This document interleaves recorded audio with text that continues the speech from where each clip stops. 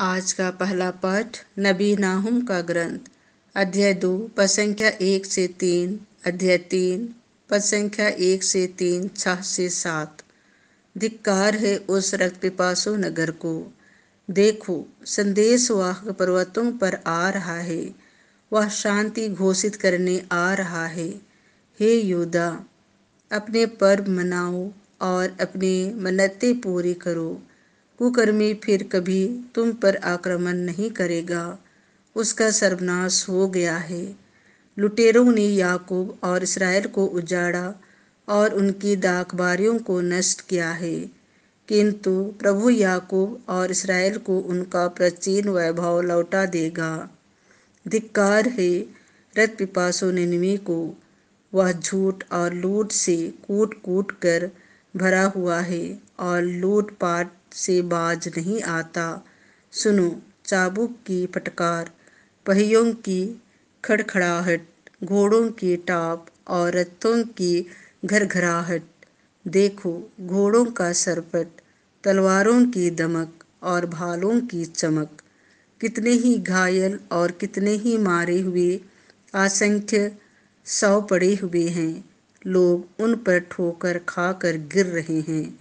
मैं तुम पर कीचड़ उछालूंगा, तुझे अपमानित करूंगा और काठ में तेरे पांव जकड़ दूंगा।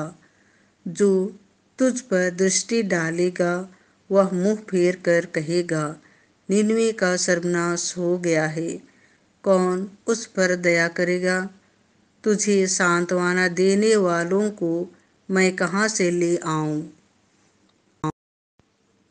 संत मत्ती के अनुसार पवित्र सुसमाचार अध्याय 16 पद संख्या 24 से 28। अपने जीवन के बदले मनुष्य दे ही क्या सकता है? यीशु ने अपने शिष्यों से कहा, यदि कोई मेरा अनुसरण करना चाहे तो वह आत्म त्याग करे और अपना क्रूस उठाकर मेरे पीछे हो ले। क्योंकि जो अपना जीवन सुरक्षित रखना चाहता है वह उसे खो देगा, और जो मेरे कारण अपना जीवन खो देता है वह उसे सुरक्षित रखेगा। मनुष्य को इससे क्या लाभ यदि वह सारे संसार को प्राप्त कर ले, लेकिन अपना जीवन ही गंवा दे? अपने जीवन के बदले मनुष्य दे ही क्या सकता है?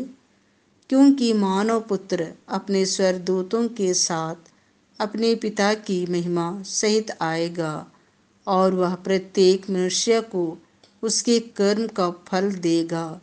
मैं तुमसे कह देता हूँ, यहाँ कुछ ऐसे लोग विद्यमान हैं जो तब तक नहीं मरेंगे जब तक वे मानव पुत्र को राज के प्रताप के साथ आता हुआ ना देख ले।